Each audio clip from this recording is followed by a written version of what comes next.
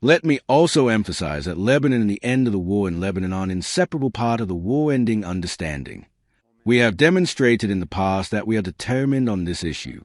Under this Memorandum of Understanding, the American side is obligated to lift all sanctions, including primary sanctions, secondary sanctions, United Nations Security Council sanctions, and the relevant resolutions and restrictions associated with the International Atomic Energy Agency's Board of Governors.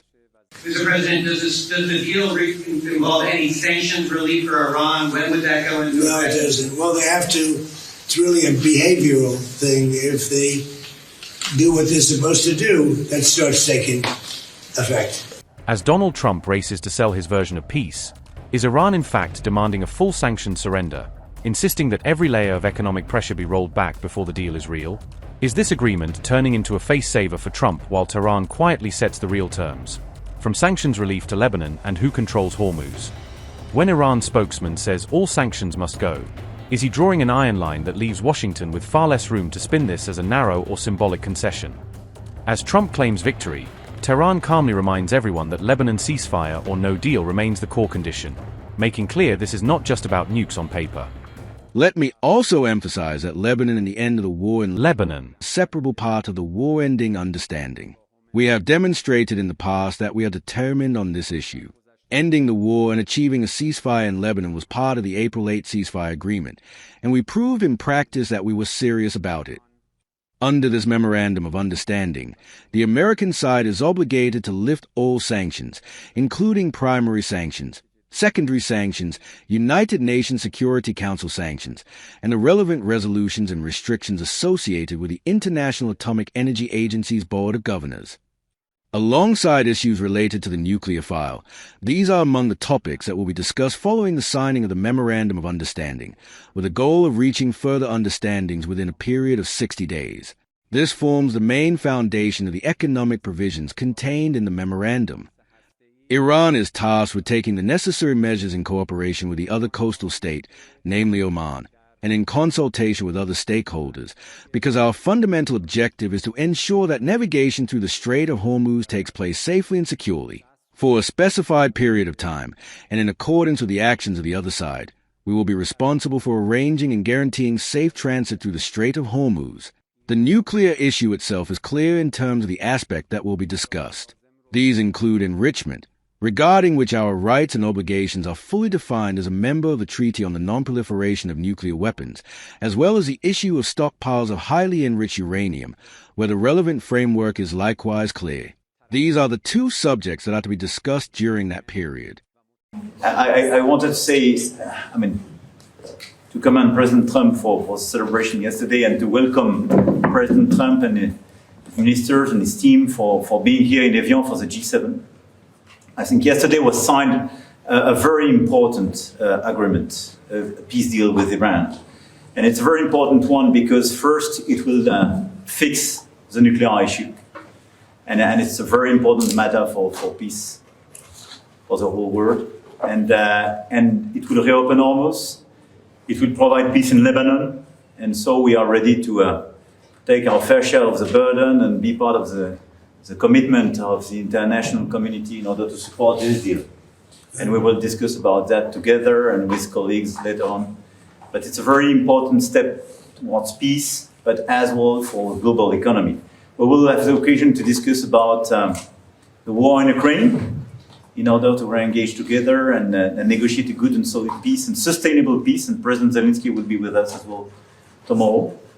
And obviously, we will have the occasion to bring this G7 to speak about a series of issues from rare earths, critical minerals, trade, etc., where we have to build convergence among the G7 members. And it will be the occasion for us to celebrate the 250 years of independence for the U.S. And Versailles is a good place because this is where the King and his Minister of Foreign Affairs at the time did support the U.S. during years, but as well prepared what we called the Paris Treaty in 1783. Emmanuel has been a special friend of mine. We've had a fantastic relationship.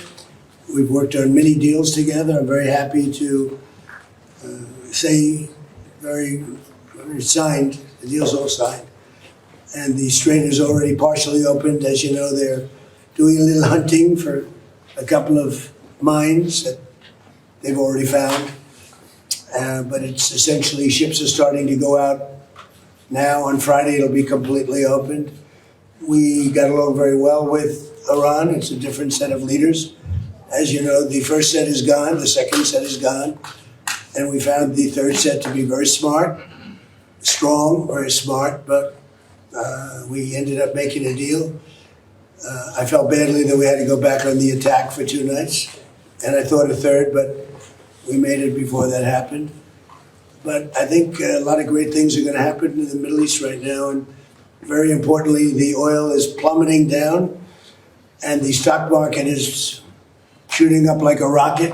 And we had a really exciting, I think maybe one of the most incredible evenings in the history of the White House. We had an evening last night with the fighters, and I was very happy. I called last night, very late last night, to congratulate you, because in the heavyweight division, a French fighter won. I don't know, is that maybe more important than the World Cup? To some people it might be. To some people it might be. You have a good team in the world. Yeah. Very good team, but you have good fighters too. And you're a great country, and it's an honor to be with you. Thank you very much. Hey sir, are you going to try to attend the signing ceremony on Friday? Well, it depends. JD's coming in for it. He was originally going to do it. I'll probably be gone by then. We're having dinner in a day and a half, right? We're going to be staying quite late. So I may be involved, I may not. But JD was coming in for that specifically.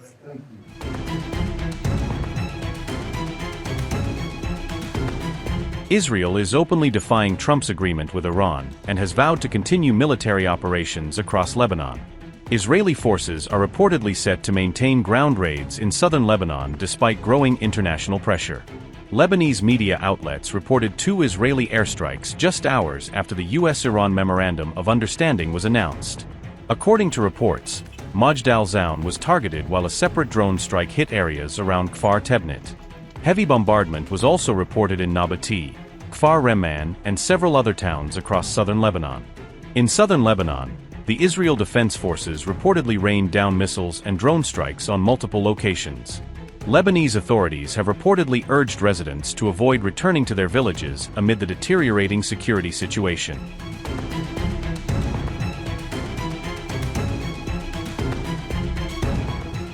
Israel's continued military campaign in Lebanon comes despite Iran and the United States signing a landmark memorandum of understanding. Israel told Trump it does not consider itself bound by the Lebanon-related clause included in the agreement, yet reported. Israeli officials said the Prime Minister made clear that Tel Aviv would not back down in its campaign against Hezbollah.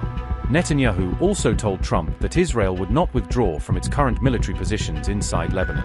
Israel said the IDF would continue striking Hezbollah targets and destroying infrastructure it considers threatening. Officials said Netanyahu received the full backing of Israel's security cabinet regarding the Lebanon issue. Senior Israeli officials said they expect possible pressure from Washington following the U.S. Iran agreement. Officials warned the U.S. could seek Israeli withdrawals or push for limits on future military operations in Lebanon.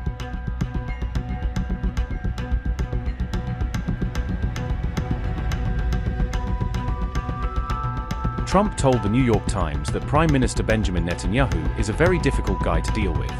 The U.S. president also suggested Netanyahu should show greater appreciation for long-standing American support, according to the NYT. The remarks came as Israeli officials voiced deep concerns about the contents and implications of the agreement. Israeli officials noted that Israel was not directly involved in the negotiations that ultimately produced the latest deal.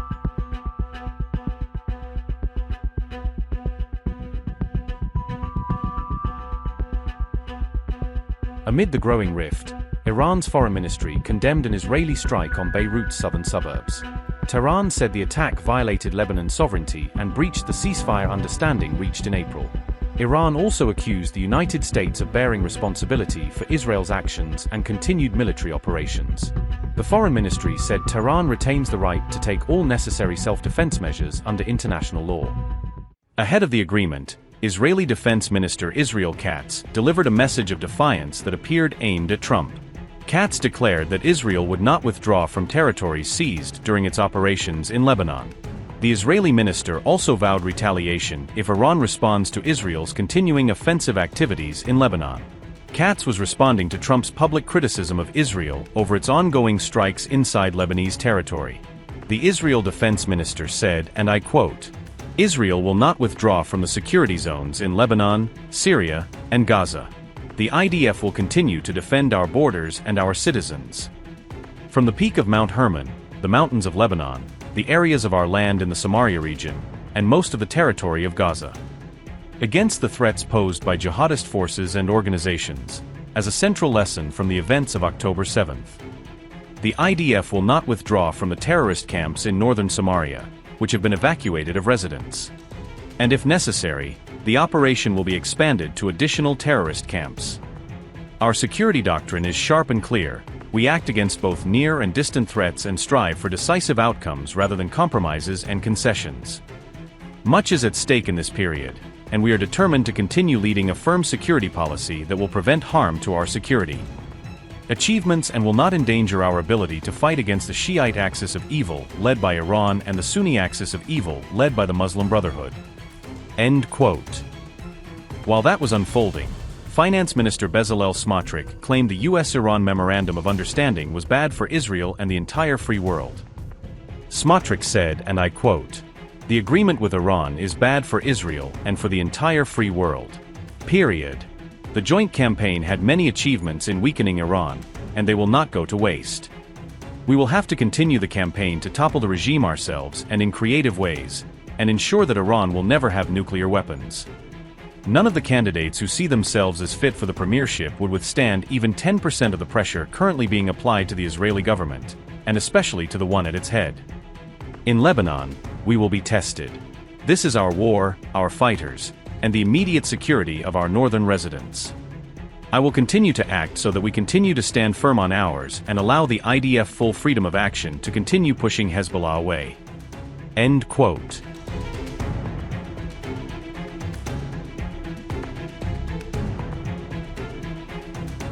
Iran state-affiliated Mehr News has published what it says is a 14-point draft agreement outlining a potential framework for a U.S.-Iran deal. According to Mehr, the reported draft begins with an immediate and permanent end to military operations across multiple fronts in the region.